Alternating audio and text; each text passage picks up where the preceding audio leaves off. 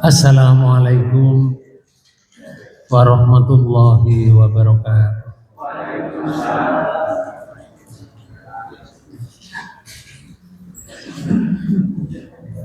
Bismillahirrahmanirrahim. Alhamdulillahirabbil alamin. Wa bihi nasta'in ala umurid dunya waddin. Wa ala alihi wa ashabihi ajmain. Qala Allah Ta'ala fi kitabihil karim. A'udzu billahi minasyaitonir rajim. Fa kharaja ala qaumihi fi zinatihi. Qala alladziina yuriduna al-hayata dunya ya laita lana misla ma utiya qarun innahu ladzu haddin 'adzim. Shadaqallahul adzim. Bapak Ibu saudara sekalian, marilah kajian ini kita awali dengan bacaan basmalah. Bismillahirrahmanirrahim. Bapak Ibu saudara sekalian, kajian kita di surat 28, surat Qasas ayat 79 dan seterusnya. Di ayat 78, Qarun setelah diberi pandangan oleh para alim di masa itu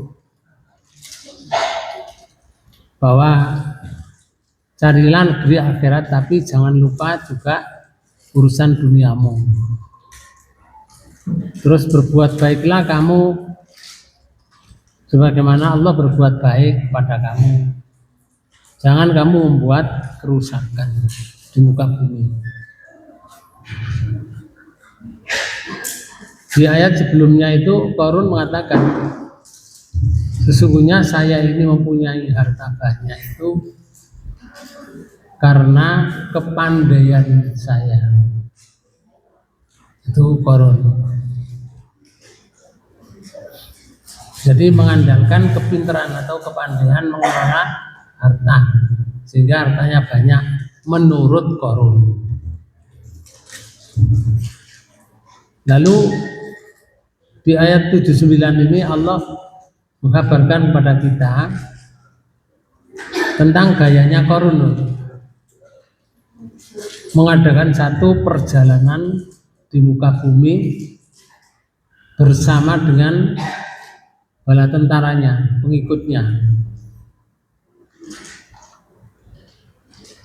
baris berbaris. Kalau sekarang ini namanya karnaval,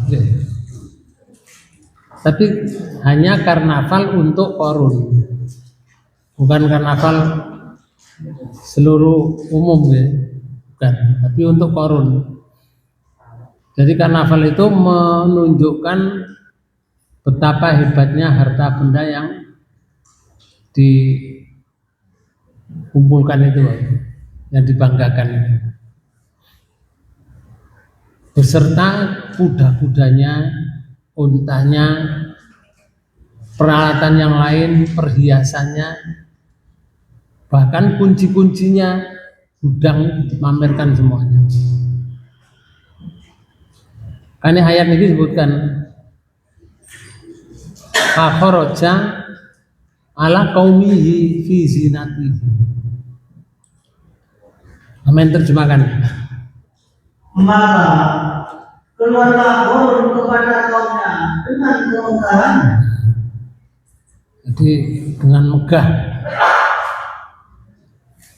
baris berbaris dengan pakaian yang begitu mewah, megah gitu. Lalu orang-orang yang melihat dari pinggir jalan gitu, yang menyaksikan di pinggir-pinggir rumahnya, kalau rumahnya dekat jalan, Orang-orang yang menginginkan dunia itu mengatakan qala alladzina yuridun dunal hayatad dunya. Berkatalah orang-orang yang menginginkan kehidupan dunia. Mengingatkan, ya laita lana mislama utia Qarun. Wahai sekiranya kita mempunyai seperti apa yang telah diberikan kepada Qarun. Saking herane Bapak. Kapan yo awak iki jangan dikeki kaya Qarun ngono. Umpama awak iki ya laita niku tidak akan muncul loh. Ya laitani sama dengan itu. Ya laitani kuntu turaba. Wahai kiranya kuntu turaba. Kalau saya dulu dijadikan tanah, itu ucapannya orang kafir. Saya tidak mendapatkan ancaman siksaan seperti ini. Laita itu sesuatu pernyataan yang tidak pernah akan terjadi. Melihat kekayaan Qarun semacam itu dipamerkan orang yang menginginkan dunia ini, yang menginginkan dunia. Muni lagi, ya laita lana mislama utia Qarun. Wahai kiranya kita mempunyai seperti apa yang telah diberikan kepada Qarun. Mbok mehdani mbok bahasa mriki. Mehdani. Innahu ladu hadzin adim. Sungguh, ia benar-benar mempunyai keberuntungan yang besar. Ini namanya keberuntungan. Jadi Qarun ini kok sulapan, hidupnya itu seperti sulapan. Kayak wong golek pesugihan barang itu sulapan lagi. Orang cari pesugihan itu bisa dengan cara dia bergabung dengan jin. Bergabung. Duit teko. Mbok nyolong duit sapa iku? Dia datang. Kadang kalau yang perempuan kepingin sugih, yang perempuan itu ritual. Merasa berhubungan dengan seorang suami dari jin. Merasa. Tapi itu tidak. Karena manusia dengan jin tidak sama.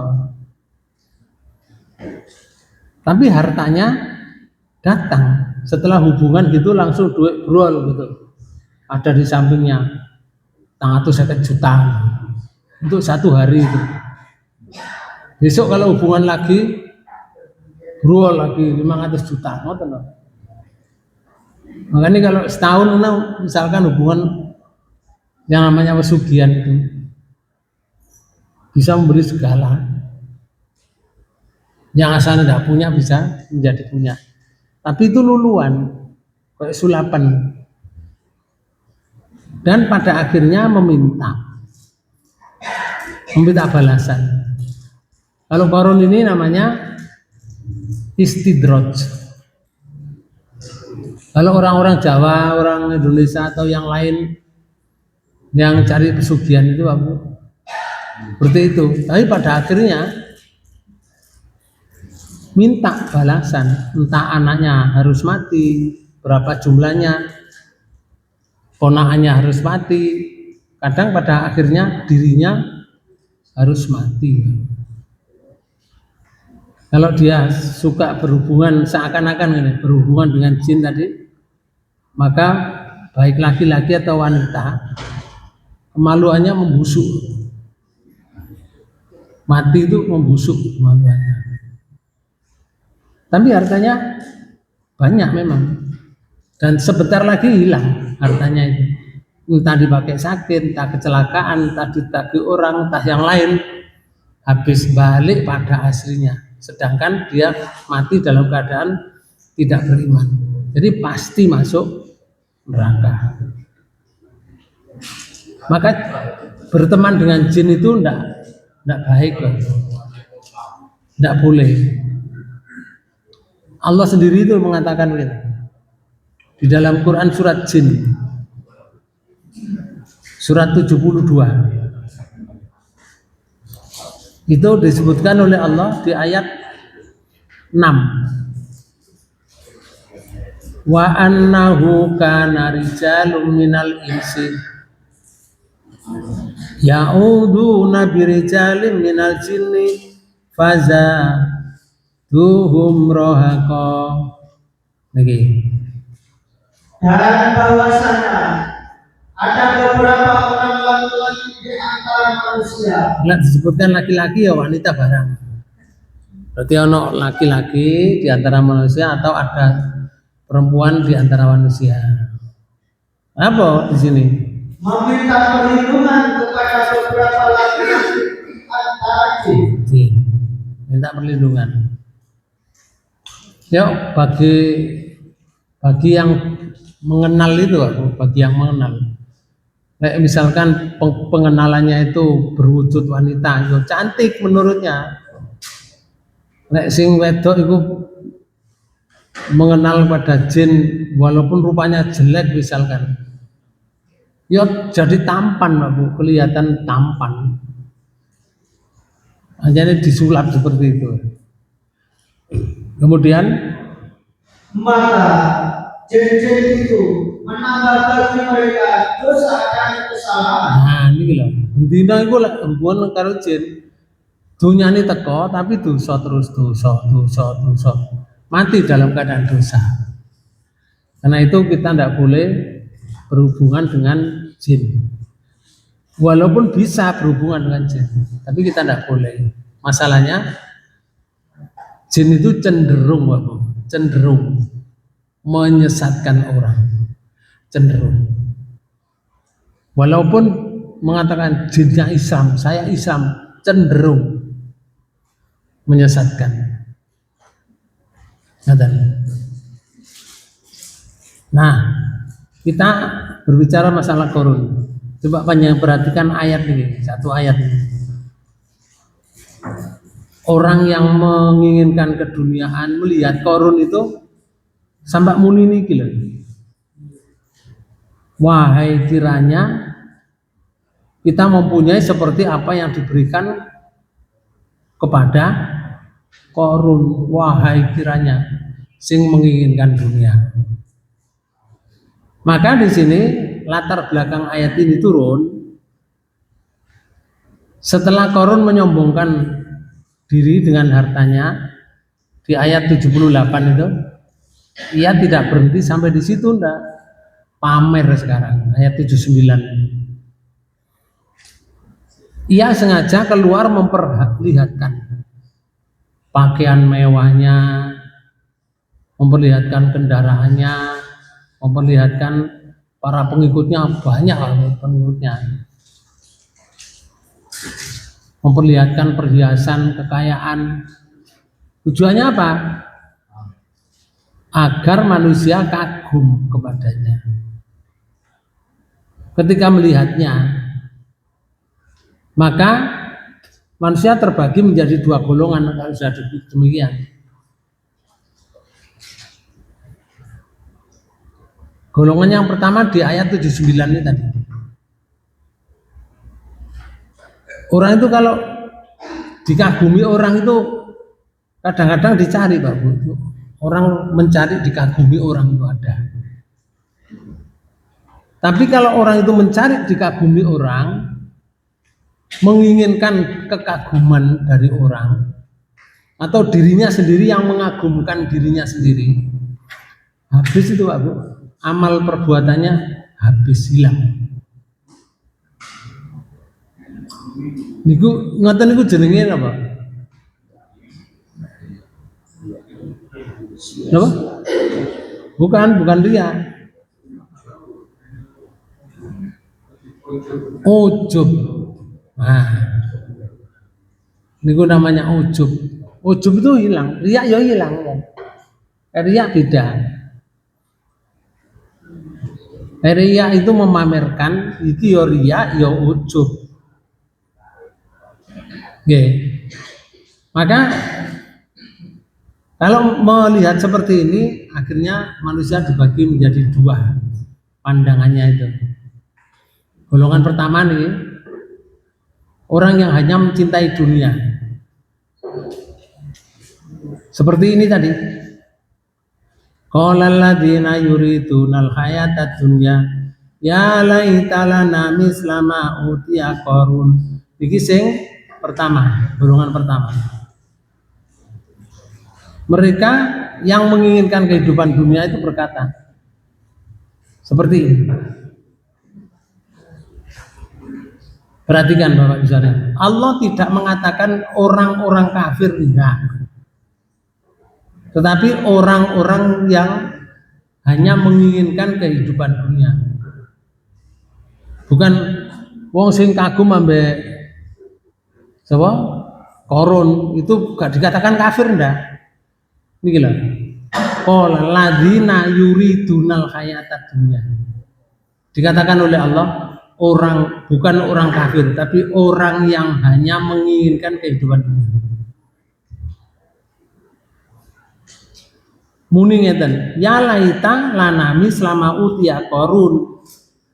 Niku ini golongan pertama. Mereka menilai hanya dari mobil. Mereka itu menilai dari rumahnya.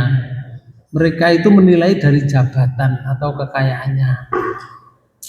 Mereka itu mau nilai dari popularitasnya. Mereka tidak melihat iman. Jadi golongan yang pertama itu tidak melihat iman sama sekali, tidak melihat akhlak, tidak melihat ketakwaan. Ini adalah penyakit. Ini penyakit hubud dunia. Maka Allah memperingatkan seperti tadi. Sebagaimana juga dalam hadis Rasulullah Sallallahu Alaihi Wasallam itu bersabda, "Laukanatid dunya takdilu indallah, jana kabaudoh masako kafiron minha sarbatam ma'in." Seandainya dunia ini di sisi Allah itu sebanding dengan sayap seekor nyamuk, niscaya Allah tidak akan memberi orang kafir seteguk air pun tidak diberi. Kalau itu sebanding dengan sayapnya, seekor nyamuk. Artinya dunia itu Bapak sekalian bukan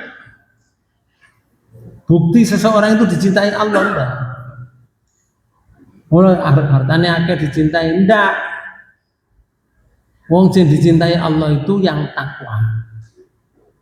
Di antara kamu itu yang dicintai. Jadi tidak diukur dengan harta, banyaknya harta atau kedudukan. Di ayat ini. Nah, di Quran surat Qasas ayat 80 itu menyebutkan begini. Ini bagian yang kedua ini. Memang golongan pertama, golongan kedua ini. Wa qala alladziina utul ilma wailakum dan sawabullahi khair liman amana wa amila sholihan wala yulaqqaha illa sabirun. Aman terjemahkan. Dan berkata orang-orang yang diberi ilmu. Iku mang sing gak duwe ilmu, Bang. Sing moto keduniaan ngomong ini, andaikan saya jadi Qarun. Wah, umpama aku dadi Qarun ngoten. Kalau ini enggak. Orang yang diberi ilmu beda memandangnya. Dunia itu hanya pelengkap. Orangnya mengatakan, wailakum. Nih, Celakalah kalian. celaka kamu. Numpuk-numpuk dunia kamu kok tidak mendekatkan diri kepada Allah sebagai hambanya. Wailakum, celaka kamu. Lanjut.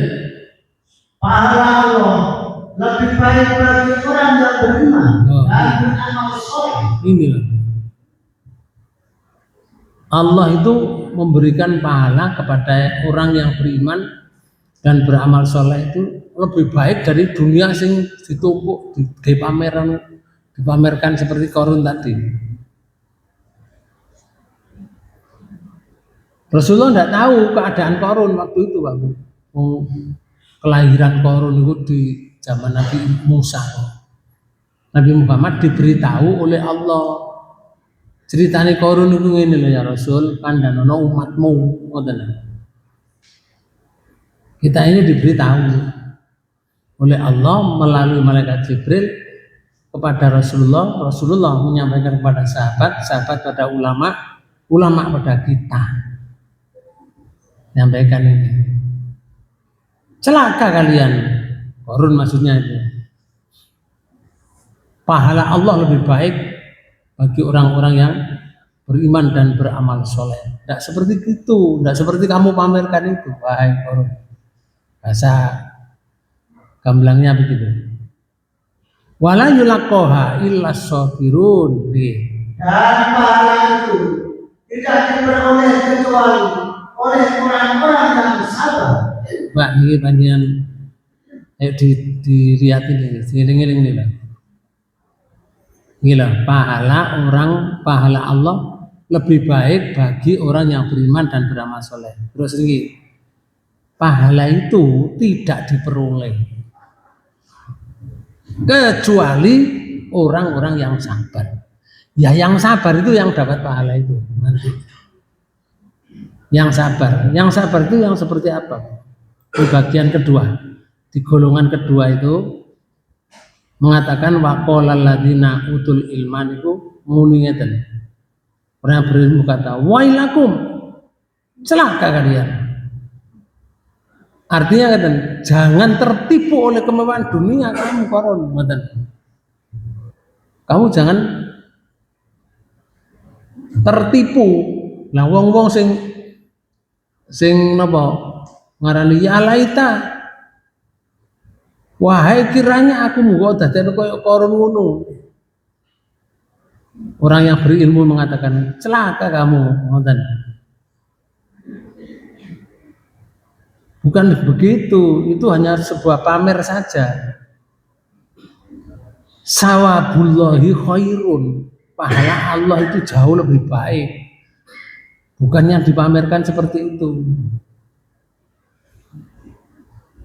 Maka Bapak sekalian, sekarang menjadi pertanyaan gitu. Mengapa orang berilmu itu berbeda dengan orang yang kaya tapi gak berilmu? Karena mereka mengetahui ilmu itu kan pengetahuan. Dunia itu sebentar, akhirat itu kekal. Kekayaan bisa hilang kapan saja.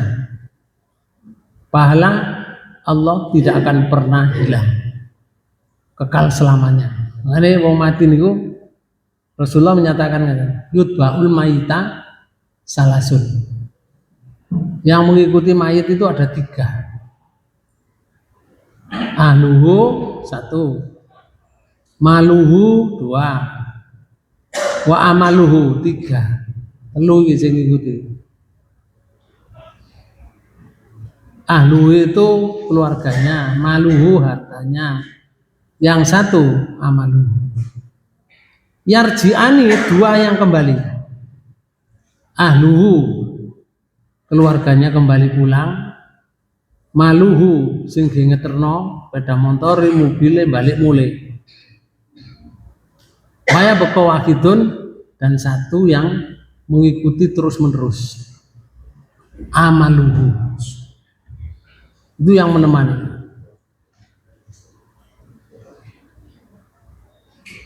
Di dalam Quran surat 26 ayat 36 itu Allah menyatakan ini. Wa ma indallahi khairu wa abqa. Apa yang ada di sisi Allah lebih baik dan lebih kekal. Nggih, yang di sisi Allah itu yo baik yo kekal. Dirasakan menjadi baik. Tapi kalau dunia sebentar. Karena arti dunia itu bahasa Arab itu bahasa Indonesianya kan dunia itu artinya kan sebentar. Dunia itu artinya rusak. Jadi sesuatu yang ada di dunia itu rusak.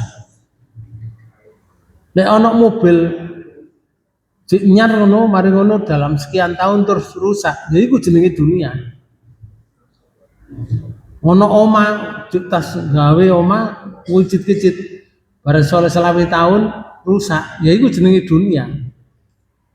Menungsone ya padha. Menungsone nggih padha rusake ya. Cilik ngono gak patek kuat. Wis kayak remaja kuat. Iso mlayu rono, iso mlayu rene. Barang tuwek remek mana Pak? Koyok tuwek, koyok cilik. Balik mana? Nah itu dunia. Boleh gak kuat, geblak, blek ngoten. Namanya mati. Dan mati itu biasa. Itu sudah rutinitas itu hidup ini. Mati itu rutinitas. Saya juga akan mati, panjenengan juga akan mati. Cuma lek ana kesempatan misalkan koncone mati kok krungu lho ya segera diparani ya melok nyolati. Mari mulai maneh gak apa-apa. Nah itu yang paling penting di sana. Dikubur wong loro tok gak apa-apa. Wong siji iso gak apa-apa, Pak. Liyane mulai gak masalah. Sing penting orang 1000 sudah nyolati. Nah, itu yang penting. Ya sing ngubur masih gak akeh, gak ada masalah. Dan jangan berpikirnya dan ono wong mati sing nyelawat iku jumlahe akeh. Mesti diampuni oleh Allah. Gak iso. Ndelok amale. Lah saiki lek paus ngono ku mati sing nyelawat berapa juta itu. Apa ana jalure ke sana? Enggak ada. Mesti diampuni Allah itu amanu wa amilus sholihat. Di dalam hadis yang lain diriwayatkan oleh Muslim, Rasulullah menyatakan ini, ad-dunya sijnul mu'mini wa jannatul kafir. Dunia itu adalah penjara bagi orang mukmin dan surga bagi orang kafir. Surga karena orang kafir itu selalu menginginkan dunia. Fokus hidupnya itu ke dunia saja. Tidak ada satupun berpikir tentang akhirat. Makanya mikir akhirat itu ditinggalkan, dipisahkan. Ini lah wong kafir itu dunia itu penjara bagi orang mukmin dan surga bagi orang kafir. Nih lah. Wong kafir itu dunia itu jadikan surga. Kalau di ayat lain contohnya di surat 76. Di surat Al-Insan. Itu ada di ayat 27. Allah menyatakan inna haula'i yuhibbunal ajilata wa yadaruna wara'ahum yauman sakila. Sesungguhnya mereka orang kafir. Nah ini lah orang kafir. Terus ya Allah ini. Menyukai kehidupan dunia. Okay. Terus? Dan mereka tidak mempedulikan kehidupan sesudah mereka. Okay. Kehidupan kesudahan atau tidak memperdulikan kesudahan mereka itu artinya kehidupan nanti, yaitu pada hari yang berat, hari akhirat. Hari akhirat tidak diperdulikan. Tapi kalau masalah dunia mati-matian, anjani surga ya. Loh, diberi oleh Allah, diberi Pak. Dunia itu memang diberi oleh Allah untuk laku untuk kamu semua.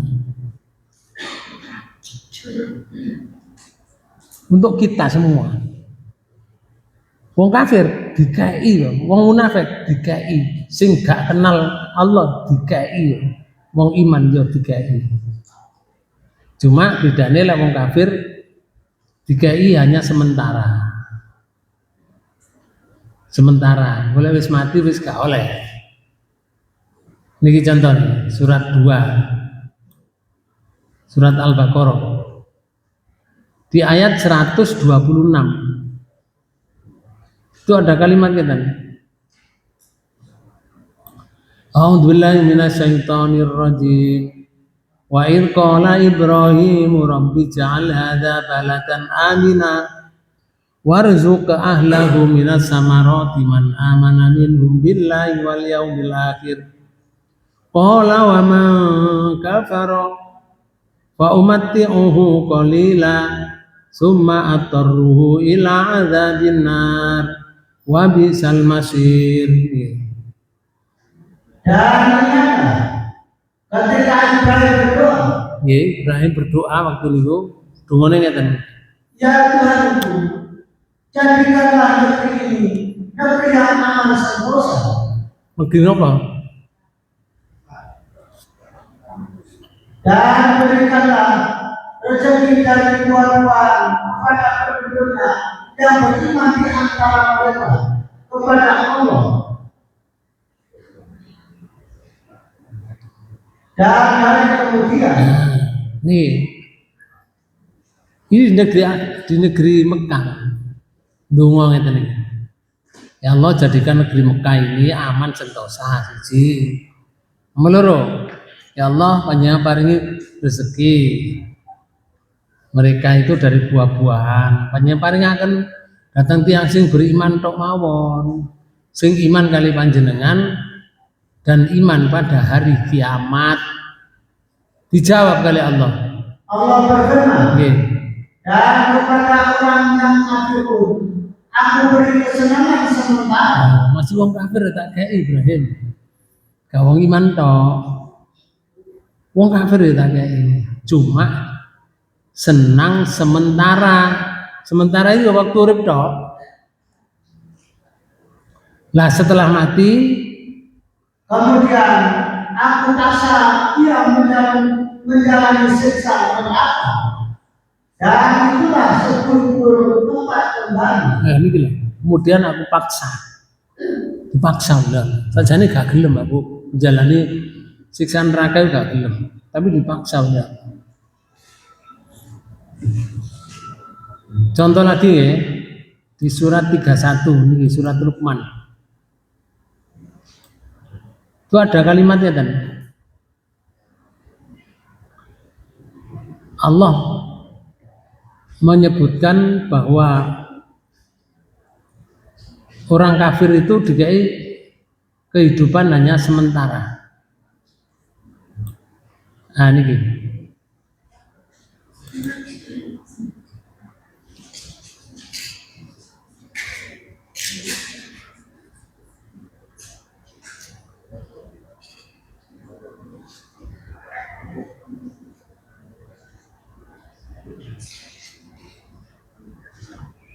Di ayat 20 nih 23 wa man kafara fala yahzunka kufruhu ilaina marji'uhum fanunabbi'uhum bima amilu innallaha alimun bidzatis sudur. Dan barang siapa kafir, maka kekafirannya itu janganlah menyedihkan. Ya Rasul, kalau mereka itu kafir, kamu jangan sedih karena kekafirannya. Terus ya Allah kata, hanya kepada kamilah mereka kembali. Ini tak boleh nang aku kabeh, wahai Rasul. Terus Lalu kami beritakan kepada mereka apa yang telah mereka kerjakan. nah, yang dulu dikerjakan di dunia itu saya beritahukan nanti. Kelebihan pekerjaanmu, kelebihan usahamu, kelebihan kon waktu nang dunia itu. Dituno kali Allah. Lanjut. Sesungguhnya Allah Maha mengetahui segala isi hati. Di ayat 24. Numatti'uhum qalila kali. Summa natarruhum ila adzabin qalil. Kami biarkan mereka bersenang-senang sebentar. Nah, senang-senang sebentar juga di dunia ini toh. Bentar itu di dunia ini senang-senang nok dunia. Berapa lama di dunia itu? Wong umur 70 tahun wis linu kabeh. Kadang-kadang gurung 70 iku untune wis rontok kabeh lho. Nggih. Wis rontok kabeh, gak iso ngrasakno sate. Wong sate ku isone dirasakno iku kudune untune genap kok. Sampeyan nek budal nang Bang Ajis. Mau sate sampe mriku. Nek gak diuntu saged ngrasakno. Mau saged dimut tok. Nggih. Dimut tok. Itu sebentar. Setelah itu terus ya Allah. Kemudian kami paksa mereka masuk ke dalam siksa yang keras. Berat. Dikembali ke sini. Orang yang punya ilmu itu punya keutamaan. Mengapa? Yang menasehati adalah orang yang berilmu. Kok gak yang lain? Karena ilmu itu mengubah cara pandang. Orang itu kalau ada ilmu, dia dinasehati dengan ilmu. Cara pandangnya itu berbeda, dia bisa berubah. Karena itu di surat Mujadilah di akhir ayat itu sebutkan yarfa'illahu alladziina aamanu minkum walladziina utul ilma darajat. Allah mengangkat derajat orang-orang yang beriman dan orang-orang yang diberi ilmu beberapa derajat. Bila mengangkat derajat orang yang beriman. Wong sing duwe ilmu ya diangkat beberapa derajat. Wong ku lek duwe ilmu niku dunia niku teko dhewe. Karena ilmunya. Ngoten. Terus diangkat juga derajatnya oleh Allah dengan ilmu itu. Dan Allah juga mengangkat derajat orang yang beriman. Jadi sing iman diangkat derajatnya, dua ilmu bisa diangkat beberapa derajat lagi. Orang yang berilmu mampu melihat suatu dengan ukuran akhirat. Bukan hanya ukuran dunia, tapi ukuran akhirat itu dapat dilihat. Sekarang pertanyaan selanjutnya. Mengapa disebut tidak memperoleh kecuali yang sabar di akhir ayat ini? Wala yulaqqaha illa sabirun. Di surat 28 tadi Pak. Itu artinya begini. Tidak mudah berkatanya kan. Pahala Allah itu lebih baik. Gak gampang itu Pak. Ngomong ngono lho gak gampang. Pahala Allah itu lebih baik. Mengapa kok gak gampang? Karena diperlukan kesabaran di sini. Nek ngomong tok ya gampang loh. Sopo gak iso ngomong. Oh iso. Pahala Allah itu baik. Ngono tok iso. Tapi ketika pahala Allah baik untuk mendapatkan pahala yang baik itu butuh kesabaran. Illa sabiru. Sabar itu contohnya nih.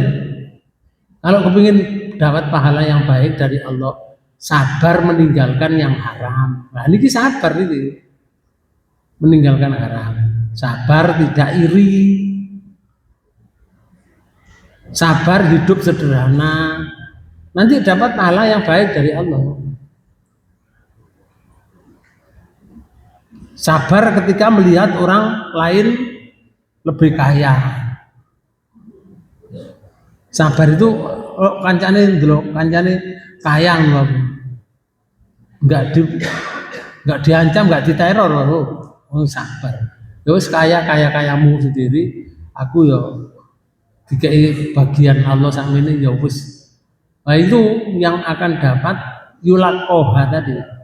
Yang akan dapat pahala yang baik dari Allah tadi. Terus sabar menunggu balasan akhirat. Nah, menunggu balasan akhirat itu ya leren mati dhisik to. Leren mati dhisik nglakoni urip gak enak tok isine. Ibadah temenan gak wani mengambil haknya orang lain. Gak wani korupsi, gak wani apa. Sing dilarang oleh Allah gak berani. Itu sabar. Itu baru dapat ini. Nggih, yulaqoha. Mendapatkan kebaikan tadi. Rasulullah pernah bersabda, hakikat kekayaan itu adalah laisal hina angkasrotil arad walakinnal hina hinan nafsi. Bukanlah kekayaan itu karena banyaknya harta, bukan. Tetapi kekayaan yang sebenarnya itu adalah kaya hati. Bukan hartanya banyak itu kaya, tidak. Kalau dia dapat harta banyak, mengambil hartanya orang, itu miskin itu. Jadi para koruptor itu Pak Bu, yang mengambil hartanya orang, mengambil hartanya negara dan seterusnya, itu miskin itu. Lah kok punya rumah yang besar, rumah nyolong kok itu. Nah kok punya mobil yang baik, punya tanah yang luas, itu nyolong. Jadi miskin mereka itu. Malah yang tidak nyolong itu yang terima dengan Allah qanaah itu yang kaya Pak. Ini jenenge ginan nafsi qanaah. Nah wong-wong itu kadang-kadang qanaah niku keliru. Qanaah niku napa sih? Pasrah nggih. Oleh pasrah keliru. Pasrah dadak bengi-bengi turu kuburan. Jare qanaah. Golek wangsit. Temenan barang suruh nang kuburan kepethuk bajul putih. Nggih. Pethuk bajul putih Pak Bu. Mantep rasane ketok jelas pisan. Akhirnya mulai goleki kitabe dibukai kitabe sing kencengi bajul putih. Bukai kitabe bajul putih nomor piro niku. Terus ditomboki Pak Bu. Sak tesene sak walak-walike nggih.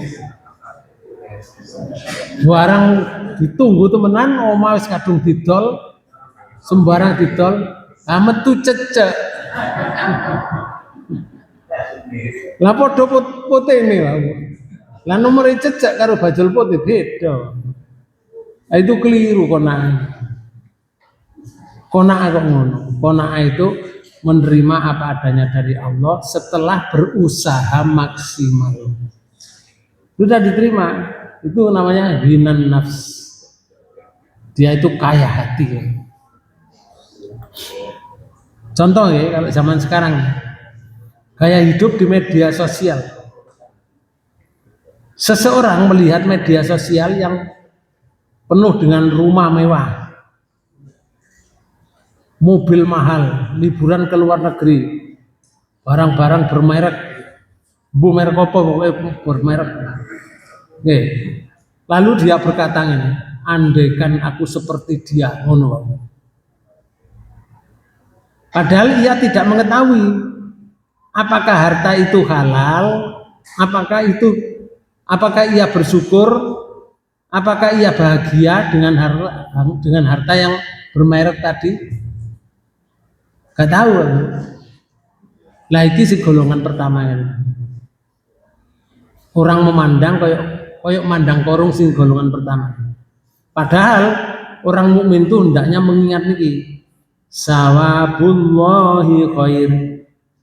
Padahal Allah lebih baik pahalanya. Bukan mengandai-andai. Iki sing gaya zaman sekarang. Contoh zaman sekarang yang kedua, pejabat yang kaya karena korupsi. Ada orang yang hidup mewah karena mengambil harta yang bukan haknya. Sebagian orang berkata, enak ya hidup seperti dia, gak ada masalah, duit akeh. Ini golongan yang pertama.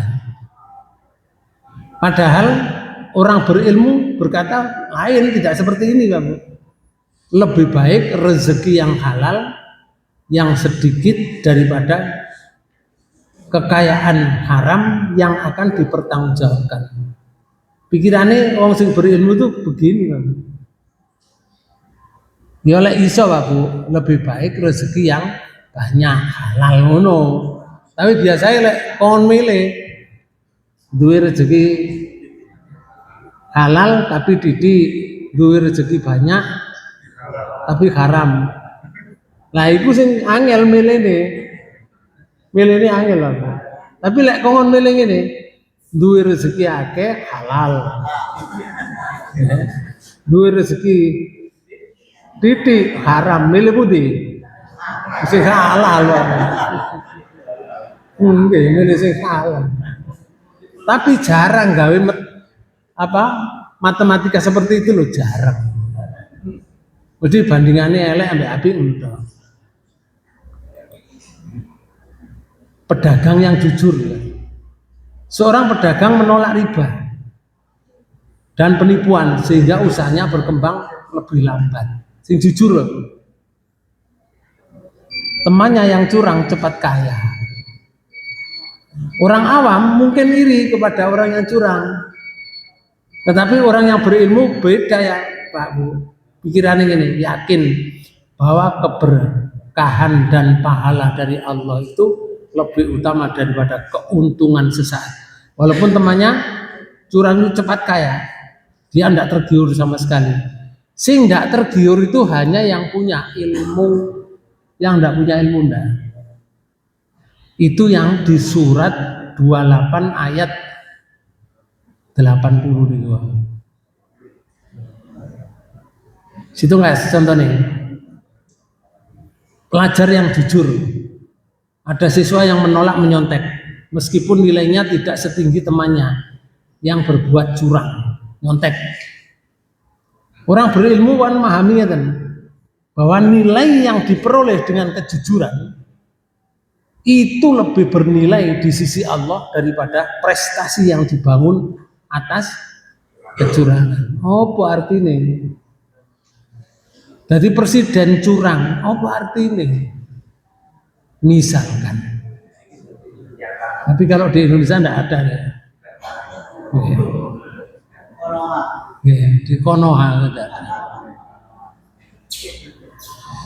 Maka Bapak sekalian di Quran surat 28 ayat 79 80 itu hikmahnya gini, jangan mengukur kemuliaan seseorang dari kekayaan atau kemewahan, jangan. Kekayaan bisa menjadi ujian Pak Bu, bukan selalu tanda keridhaan Allah. Korun itu jadi ujian. Soalnya kok belakangnya ayat ini tragis ya Bu. Belakangnya ayat ini tragis korun. Ilmu yang benar mengarahkan hati kepada akhirat.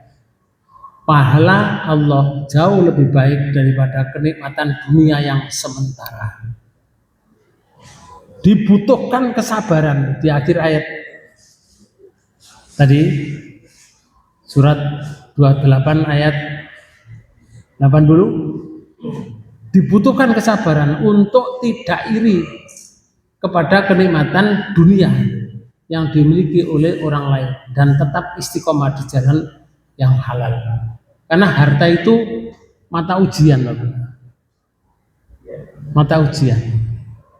Ya, ini loh, ayatnya tadi.